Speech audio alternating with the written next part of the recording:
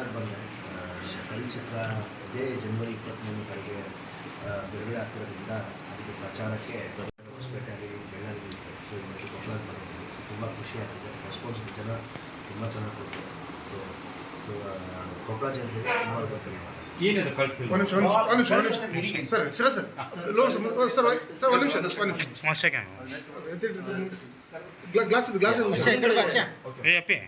Sir cult ಅಂದರೆ cult cinema. Cult ಅಂದರೆ next ಇನ್ನೊಂದು ಅರ್ಥ ಅಂದರೆ ಮಾಸ್ ಅಂತ ಹೇಳಿದೆ. ಸೊ ಕಲ್ಟ್ ಅಂತ ಹೇಳಿದ್ರೆ ಮಾಸ್ ಇಂಗ್ಲಿಷ್ ಕಲ್ಟ್ ಅಂತ ಹೇಳಿದ್ರೆ ಪಂಥ ಅಂತ ಇದೆ. ಸೊ ಅದು ಬೇರೆ ಬೇರೆ ಅರ್ಥ ಕೊಡ್ತಾ ಇದೆ. ತುಂಬ ಅರ್ಥಗಳು ಇದೆ ಸರ್. ಕಲ್ಚರ್ ಅಂತಲೂ ಇದೆ. ಹೌದು. ಸೊ ಅದಕ್ಕೆ ಮಾಸ್ ಅಂತ ಹೇಳ್ಬೋದು. ಏನಿದೆ ಆ್ಯಕ್ಚುಲಿ ಕಲ್ಟ್ ಮೂವಿ ಕಾನ್ಸೆಪ್ಟ್ ಏನಿದೆ? ಬನಾರಸ್ ಎಕ್ಸ್ಟ್ರಾರ್ಡಿನರಿ ಇತ್ತು. ಇದು ಹೆಂಗಿದೆ? ಇದು ಲವ್ ಸ್ಟೋರಿ ಇದೆ, ಆದರೆ ಅದು ಮಿಸ್ಟೀರಿಯಸ್ ಲವ್ ಸ್ಟೋರಿ ಇದೆ. ಇದು ಥ್ರಿಲ್ ಇರುತ್ತೆ ಸಿನಿಮಾಗೆ. ಸ್ವಲ್ಪ ವೈಲೆನ್ಸ್ ಇರುತ್ತೆ, ಸ್ವಲ್ಪ ಥ್ರಿಲ್ ಇರುತ್ತೆ, ರೊಮ್ಯಾಂಟಿಕ್ ಆಗಿ ಬೇರೆ ಥರನೇ ಇದೆ ಇದು ಪ್ಯಾಟರ್ನ್. ಆಮೇಲೆ ನಂದು ಪಾತ್ರ ಬಗ್ಗೆ ಹೇಳಬೇಕು ಅಂದರೆ ಒಂದು 3 ಶೇಡ್ ಇದೆ ಈ ಸಿನಿಮಾಗೆ. ಬೇರೆ ಬೇರೆ ಅಂದರೆ ಒಂದೇ ಕ್ಯಾರೆಕ್ಟರು ಬೇರೆ ಬೇರೆ ಥರ ಇದು ಮಾಡಿದ್ದೀನಿ ನಾನು. ಸೊ ಅದು ನೀವು ನೋಡಿದಾಗ ನಿಮ್ಗೆ ಅನಿಸುತ್ತೆ, ಗೊತ್ತಾಗುತ್ತೆ. ಈಗ ನೀವು ಸಾಂಗ್ ನೋಡಿದ್ರೆ 3 ಹಾಡು ಬಿಟ್ಟಿದ್ದೀನಿ ನಾನು. ಒಂದು ಹಾಡೇ ಬೇರೆ ಲುಕ್ಕು, 2ನೇ ಹಾಡು ಬೇರೆ ಲುಕ್ಕು, 3ನೇ ಹಾಡು ಬೇರೆ ಲುಕ್ಕು. ಸೊ ಅದಕ್ಕೆ ಡೈರೆಕ್ಟ್ ಕಾನ್ಸೆಪ್ಟ್ ಏನಿತ್ತು ಈ ಸಿನಿಮಾದಲ್ಲಿ? ಡೈರೆಕ್ಟ್ ಕಾನ್ಸೆಪ್ಟ್ ನನಗೆ ಅರ್ಥ ಇಲ್ಲ ಸರ್. ಅಂದರೆ ಡೈರೆಕ್ಟ್ ಈಗಾಗಲೇ ಮೊದಲು ಮಾಡೋದು ಅನಿತ್ ಮಾಡೋರು ಈ ಸಿನಿಮಾ ಲೆಕ್ಕಕ್ಕೆ ಅವ್ರದ್ದು ಹೆಂಗಿದೆ? ಅವರೇನು ಇಂಟೆನ್ಷನ್ ಇಟ್ಕೊಂಡಿದ್ದಾರೆ ಈ ಸಿನಿಮಾದ? ಇಂಟೆನ್ಷನ್ ಅಷ್ಟೇ ಇಲ್ಲ ಸರ್, ಜನಕ್ಕೆ ರಂಜಿಸಬೇಕು, ಜನಕ್ಕೆ ಎಂಟರ್ಟೈನ್ ಮಾಡಬೇಕು ಅಂತಲೇ ನಾವು ಸಿನಿಮಾ ಮಾಡ್ತೀವಿ. ಯಾಕಂದರೆ ಈಗ ಕಾಂಪಿಟೇಷನ್ ಜಾಸ್ತಿ ಆಗೋಗಿದೆ. ಕನ್ನಡ ಸಿನಿಮಾಗೆ ಮುಂಚೆ ಥರ ಜನ ಅಷ್ಟೊಂದು ಅಂದರೆ ಇದು ಮಾಡ್ತಾಯಿಲ್ಲ, ಪ್ರಿಫರ್ ಮಾಡ್ತಾಯಿಲ್ಲ ಥಿಯೇಟ್ರಿಗೆ ಹೋಗಿ ಸಿನಿಮಾ ನೋಡಬೇಕು ಅಂತೇಳಿ. ಸೊ ಈ ಟೈಮಿಗೆ ನಾವು ತುಂಬ ಯೋಚಿಸ್ಬಿಟ್ಟು ನಾವು ಸಿನಿಮಾ ಮಾಡ್ತೀವಿ. ಇಲ್ಲಾಂದರೆ ಒಂದು ಕಡೆ ಎಷ್ಟು ಕೋಟಿ ಗಂಟೆ ನಂಬ್ಕೊಂಡು ನಮ್ಮ ಮೇಲೆ ದುಡ್ಡು ಹಾಕ್ತಾರೆ. ಅದು ಒಂದು ಕಡೆ ಬರ್ತಾರೆ, ಇನ್ನೊಂದು ಕಡೆ ನಾವು ಬೆಳೀಬೇಕು ಅಂತ ಒಂದು ಅಷ್ಟು ಇರುತ್ತೆ. ಸೊ ಹಂಗಾಗಿ 2 ತಲೆ ಮೇಲೆ ಇದ್ದಾಗ ತುಂಬ ಯೋಚಿಸ್ಬಿಟ್ಟು ನಾನು ಕಾಲೇಜಿಗೆ ಮುಂದೆಟ್ಟಿದ್ದೀನಿ. ಸೊ ಬಹುಶಃ ಈ ಸಿನಿಮಾ ಎಲ್ಲರೂ ಇಷ್ಟ ಆಗುತ್ತೆ ಅಂತ ಪಾನ್ ಇಂಡಿಯಾ ಆಗುತ್ತಾ ಅಥವಾ ಇಲ್ಲ ಸರ್, ಒಂದು ಕನ್ನಡ ಸಿನಿಮಾ, ಓನ್ಲಿ ಕನ್ನಡ ಭಾಷೆ. ಸೊ ಈಗ ಅದೇ ತಾವು ಹೇಳಿದ್ರಿ ಜನ ಥಿಯೇಟರ್ ಬರ್ತಾ ಇಲ್ಲ ಅಂತ. ಇದಕ್ಕೆ ಕಾರಣ ಸಿನಿಮಾ ಬಂದವರೇ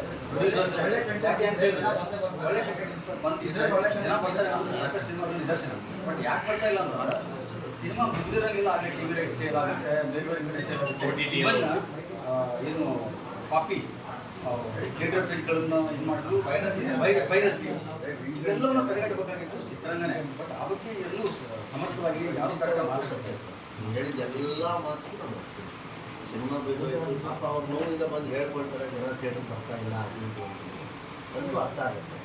ಆದರೆ ಒಳ್ಳೆ ಸಿನಿಮಾ ಮಾಡೋಣ ಜನ ಬರಲ್ಲ ಸರ್. ಒಳ್ಳೆ ಜನ ಯಾವತ್ತೂ ತಪ್ಪಿರಲ್ಲ. ನನ್ನೊಂದು ನಾನು ನೋಡೋ ಮಟ್ಟಕ್ಕೆ ಜನರು ಯಾವತ್ತೂ ತಪ್ಪು ಮಾಡಲ್ಲ.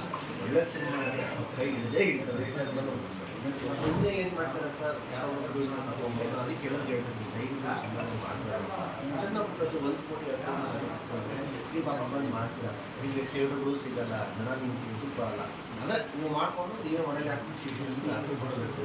ಅದು ಬೇಕಾ ನಿಮಗೆ? ಆ ಶಿಫ್ಟ್ ನೀವು ಮಾಡಬೇಕು ಹೋಗ್ತೀವಿ. ಈಗಂದರೆ ಅವ್ರು ಮಾಡ್ತಿದ್ದು ಕನ್ನಡ ಸಿನಿಮಾ, ನಮ್ಮ ಭಾಷೆ ಸಿನಿಮಾ, ನಮ್ಮ ನಾಡು ಸಿನಿಮಾ.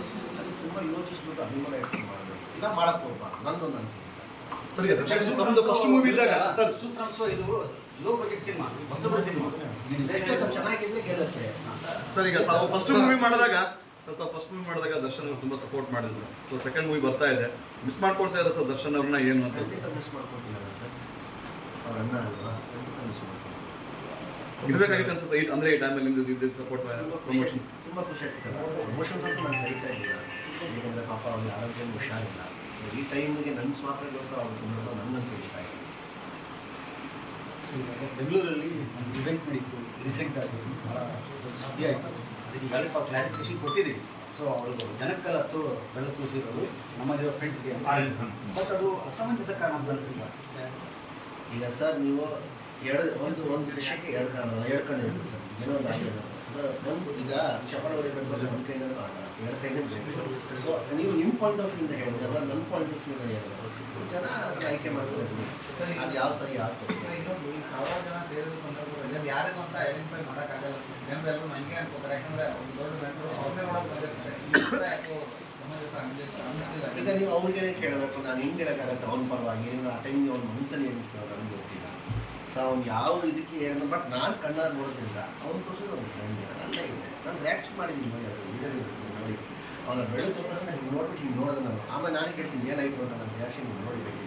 ಸರಿ ಆಮೇಲೆ ಬರ್ತೀನಿ ಕಾಲ್ ಮಾಡೋದು, ನೀವು ನೋಡಿ ಫುಲ್ ವೀಡಿಯೋ ನೋಡಿದ್ರೆ ನಿಮ್ಗೆ ಗೊತ್ತಾಗುತ್ತೆ. ಎಷ್ಟು ಥಿಯೇಟರ್ಗಳಲ್ಲಿ ರಿಲೀಸ್ ಆಗ್ತದೆ ಈ ಸಿನಿಮಾ? ಗೊತ್ತಿಲ್ಲ ಸರ್, ಈಗ ಯಾಕಂದರೆ ಇನ್ನೂ ಟೈಮ್ ಇದೆ, ಇನ್ನೊಂದು 35 ದಿನ ಇದೆ. ಸೊ ನೋಡ್ಬೇಕು. ರೆಸ್ಪಾನ್ಸ್ ಯಾವ ರೀತಿ ಇದೆ ಅಂತ ಸರ್? ಬೇರೆ ಹೋಗ್ತಾ ಪ್ರಮೋಷನ್ಸ್ ಎಲ್ಲ ರೆಸ್ಪಾನ್ಸ್ ಯಾವ ಇವಾಗ ನಾನು ಡಿಸೈಡ್ ಮಾಡ್ಬಿಟ್ಟಿದ್ದೀನಿ ಸರ್, ಕಲ್ಟ್ ಬಗ್ಗೆ ಜಾಸ್ತಿ ನಾವು ಮಾತಾಡೋದು. ಈಗಂದರೆ ಪಾಪ ಎಲ್ಲ ಇವರು ಬರ್ತಾರೆ, ಕೂತ್ಕೊಳ್ತಾರೆ, ಈ ಮಾಧ್ಯಮ ಮುಖಾಂತರ ಎಲ್ಲರೂ ಜನಗಳಿಗೆ ಬೇಡ್ಕೊಳ್ತಾರೆ, ನಮ್ಮ ಸಿನಿಮಾ ತುಂಬ ಚೆನ್ನಾಗಿದೆ, ರೆಸ್ಪಾನ್ಸ್ ತುಂಬ ಚೆನ್ನಾಗಿದೆ, ದಯವಿಟ್ಟು ಸಿನಿಮಾ ನೋಡಿ ಅಂಥದ್ದು ಏನು ಫಿಲ್ಮ್ ನೋಡಿ ಅಂತ ಹೇಳ್ತಾರೆ ಸರ್. ನಾನು ನೋಡಿ ಅಂತ ಹೇಳ್ತೀನಿ. ನಾನು ಹೇಳ್ತೀನಲ್ಲ, ನನ್ನ ಸಿನಿಮಾ ನನಗೆ ತುಂಬ ನಂಬಿಕೆ ಇದೆ. ಈ ಬಾರಿ ಈ ಸಿನಿಮಾ ನನ್ನ ಬೆಂಗಳೂರು ತಂಡಕ್ಕೆ ಕನ್ನಡ ಇಂಡಸ್ಟ್ರಿಗೆ ಒಂದು ಹೆಮ್ಮೆ ತರಬೇಕು ಅಂತ ಹೇಳ್ತೀನಿ. ಸರ್ ಸೆನ್ಸರ್ ಆಗಿದೆ ಸರ್ ಸೆನ್ಸರ್ ಆಗಿದೆ. ಸೆನ್ಸರ್ ಕೊಟ್ಟಿದ್ದಾರೆ. ವೈಲೆನ್ಸ್ ಜಾಸ್ತಿ ಇದೆ ಅಂತ ಸರ್ಟಿಫಿಕೇಟ್ ಇಲ್ಲ ಸರ್, ತಲೆ ಕೆಡ್ಸ್ಕೊಳ್ಳೋಕೆ ಹೋಗ್ಬೇಡಿ. ಏನಕ್ಕಂದರೆ ಪ್ಯಾಥೋ ಸಾಂಗ್ ಎಲ್ಲ ನೋಡಿದಾಗ ಸ್ವಲ್ಪ ಇಂಗ್ಲೀಷ್ ರೇಟ್ ಜಾಸ್ತಿ ಆಗಿರುತ್ತೆ ಅಂತ ಯಾವುದೇ ಕಾರಣ ತಲೆ ಕೆಡ್ಸ್ಕೊಂಡು ಹೋಗ್ಬೇಡಿ. ಹೆಂಡತಿ ಮಕ್ಕಳು ಸಮೇತ ಬಂದು ಸಿನಿಮಾ ನೋಡೋದು ಅಷ್ಟೇ. ಈಗಿನ ಯೂತ್ಸ್ಗೆ ಕೆಲವೊಂದು ಅಟ್ರಾಕ್ಟ್ ಮಾಡೋಕ್ಕೆ ನಮಗೆ ಏನೊಂದು ಎಲಿಮೆಂಟ್ಸ್ಗಳು ಬೇಕು. ಸೊ ಏನು ಎಷ್ಟು ಬೇಕು ಅಷ್ಟೇ ಇಟ್ಕೊಂಡು ನಮ್ಮ ಲಿಮಿಟ್ಸ್ನ ನಾವು ಮೀರಿಲ್ಲ, ಲಿಮಿಟ್ಸಲ್ಲಿ ಇಟ್ಕೊಂಡು ಮಾಡಿ. ಸರ್ ಪ್ರವಾಸಿ ಚಿತ್ರಗಳು ಬರ್ತಾರೆ, ಇಂಥ ಸಂದರ್ಭದಲ್ಲಿ ಥಿಯೇಟರ್ ಸಿಗುತ್ತೆ ಅಂತ ಅನ್ಸುತ್ತೆ ನಿಮಗೆ? ಸರ್ ಸರ್ ಕೇಳಿ ಸರ್. ಪರಭಾಷೆಯ ಚಿತ್ರಗಳ ದೊಡ್ಡ ಹಾವಿದೆ ಕರ್ನಾಟಕದಲ್ಲಿ, ಬೇರೆ ಭಾಷೆಯ ಚಿತ್ರಗಳು ಜಾಸ್ತಿ ಓದ್ತಾ ಇದ್ದಾವೆ. ಇಂಥ ಸಂದರ್ಭದಲ್ಲಿ ನಿಮ್ಮ ಚಿತ್ರಕ್ಕೆ ಥಿಯೇಟರ್ಗಳು ಸಿಗೋದ್ರಿಂದ ಈಗ ಕಾಂಪಿಟೇಷನ್, ಈಗ ಇಯರ್ ಎಂಡ್ ಅಥವಾ ಇಯರ್ ಆರಂಭದ ಸಂದರ್ಭದಲ್ಲಿ ಹೊಸ ಸಿನಿಮಾಗಳು ಬರ್ತಾ ಇದ್ದಾವೆ, ದೊಡ್ಡ ದೊಡ್ಡ ಸಿನಿಮಾಗಳು ಬರ್ತಾ ಇದ್ದಾವೆ. ಅದಕ್ಕೆ ನಾನು ಎಸ್ಪೆಷಲಿ ನಾನು ಈ ಯೂತ್ಸ್ ಎಲ್ಲಿ ಸಿಗ್ತಾರೋ, ನಾನು ಯಾವುದೇ ಕಾಲೇಜ್ ಪ್ರಮೋಷನ್ಸ್ಗಳು ಅವ್ರು ಫಸ್ಟ್ ಹೇಳೋದು ಕನ್ನಡ ಭಾಷೆ ಅಭಿಮಾನ ಬೆಳೆಸ್ಕೊಳ್ಳಿ. ತುಂಬ ಪ್ರಪಂಚ ಉತ್ತರ ಸ್ಪೀಡ್ ನೋಡ್ತಾ ಇದ್ದರೆ ಎನ್ಸಿ ಯೂತ್ಸ್ ಅಂತ ನಾವೇನು ಹೇಳ್ತಾ ಇದ್ದೀವಿ, ಮುಂದೆ ದಿನಗಳಲ್ಲಿ ಇಲ್ಲ ಮುಂದಿನ ವರ್ಷ ಮುಂದೆ ದಿನಗಳಲ್ಲಿ ಕನ್ನಡ ಭಾಷೆನೂ ಒಂದು ಭಾಷೆ ಇತ್ತ ಅಂತ ಶುರುವಾಗುತ್ತೆ. ಅದು ನಮಗೆ ಬೇಕಾ ಸರ್? ಇನ್ನೊಂದು ನಮ್ಮ ಭಾಷೆ ಉಳಿಸ್ಬೇಕಾದ್ರೆ ಇಂಥದ್ದು ಮತ್ತು ಉಳಿಸ್ಕೊಳ್ಳೋಣ.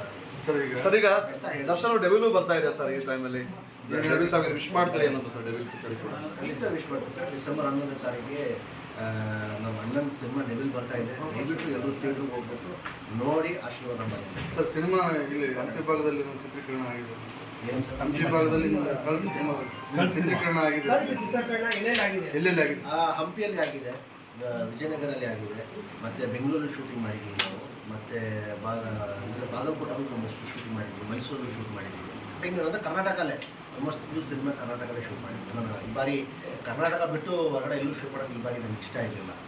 ನಾವು ಕರ್ನಾಟಕದ ಸುತ್ತಮುತ್ತಲೇ ಶೂಟ್ ಮಾಡ್ತೀವಿ ಸರ್. ನನ್ನ ಅನಿಸಿಕೆ ಇವತ್ತು ಕನ್ನಡ ಇಂಡಸ್ಟ್ರಿ ಬದುಕಿರೋದು ಉತ್ತರ ಕರ್ನಾಟಕ ವಿಷಯ ಇದೆ ಸರ್.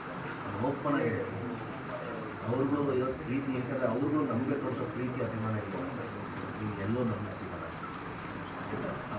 ಇದೆಯಲ್ಲ ಸರ್, ಒಳ್ಳೆ ಅದ್ರಲ್ಲಿ ಏನು ಸಪೋರ್ಟ್ ಮಾಡಲ್ಲ ಅಂತ ಸರ್ ನಮ್ಮ ಭಾಗದವರಿಗೆ. ಅಲ್ಲೇ ಒಳ್ಳೆ ಕೆಲಸ ಮಾಡಿ ಅಲ್ಲ, ಸಿನಿಮಾ ಕೊಡಿ, ಒಳ್ಳೆ ರಂಜಿಸಿ, ಯಾಕೆ ಮೆಚ್ಚಲ್ಲ?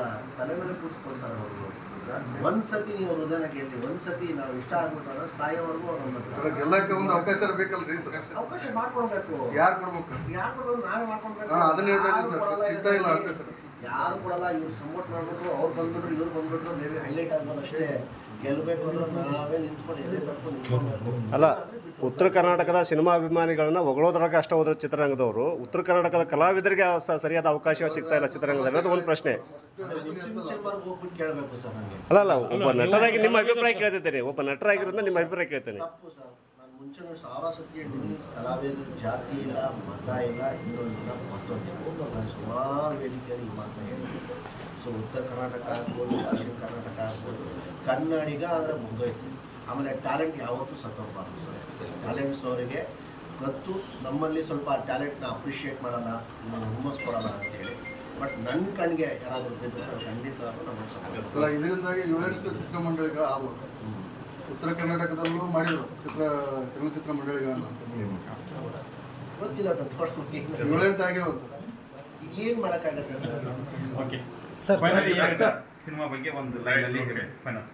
ಅದೇ ನನ್ನ ಕಳ್ಳ ಚಿತ್ರ ಜನವರಿ 23ಗೆ ಬಿಡುಗಡೆ ಆಗ್ತಿದೆ. ದಯವಿಟ್ಟು ನೀವು ಎಲ್ಲರೂ ಥಿಯೇಟರ್ಗೆ ಹೋಗ್ಬಿಟ್ಟು ನನ್ನ ಆಶೀರ್ವಾದ ಮಾಡಬೇಕು ಅಂತ ಕೇಳ್ತೀನಿ. ಏಕೆಂದರೆ ಈ ಸಿನಿಮಾ ನಾವು ಮಾಡೋದು ನಿಮಗೋಸ್ಕರನೇ. ಸೊ ದಯವಿಟ್ಟು ಚಿತ್ರಮಂದಿರದಲ್ಲಿ ಬಂದು ಆ ಸಿನಿಮಾನ ನೋಡಿ ಯಶಸ್ವಿ ಮಾಡಿ ಅಂತ ಕೇಳ್ತೀನಿ. ಸರ್ ಕೊನೆಯದಾಗಿ ಡಿ ಬಾಸ್ ಅಭಿಮಾನಿಗಳಿಗೆ ಏನಾದರೂ ಹೇಳ್ತೀರಾ? ಹೇಳಿದ್ರಲ್ಲ ಅಲ್ಲ, ನಿಮ್ಮ ಅನಿಸಿಕೆ ಏನಾದರೂ ಹೇಳಿದ್ರಲ್ಲ ಅವರು